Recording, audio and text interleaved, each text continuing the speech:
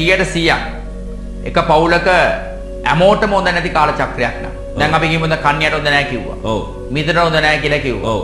කඩකට 150ක් හොඳ මදි කියලා කිව්වා. මකරට පොඩ්ඩක් හොඳ මදි කියලා කිව්වා. තුලාට හොඳ නැහැ කියලා කිව්වා. හරි. දැන් මේ ලග්නවල ගෙදරම පවුලෙම ඉන්නවනම් භයානක ප්‍රශ්නවල් තමයි. ඒක පොදියට ප්‍රශ්න වෙනවා. පොදියට වේදේ. නැත්තම් භාගයක් අයට සුබයි. භාගයක් අයට අසුබයි නම් බැලන්ස් එකක් තියෙනවා.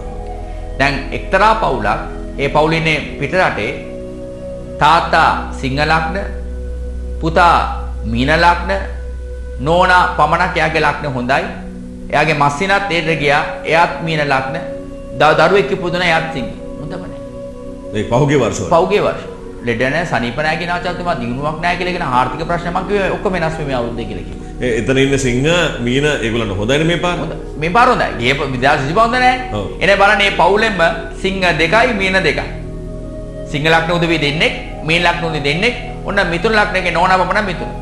ඒ නිසා පොඩ්ඩ බැලන්ස් එක තිබුණා. දැන් මේ අවුරුද්දේ නෝනට හොඳමදි අනිත් අතර දෙනාට හොඳයි. ඇයි මිතුරු චුට්ටක් හොඳ නැහැ කිව්වා?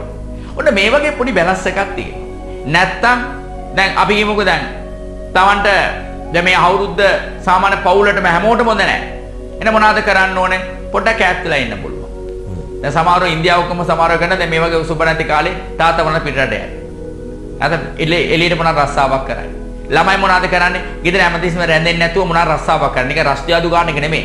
රස්සාවක් කළා දිනු වෙන්න බලයි. අර පොඩ්ඩක් ඈත් වෙලා ඉන්න බලයි. වරදක් නැහැ. හොඳ දෙයකනේ. එතකොට මේ වගේ එක ක්‍රියාවල් තිබෙනවා. ඒකේ කේන්ද්‍ර හනුව තමයි අපි හොයාගෙන අපේ උත්තර දෙන්න ඕනේ.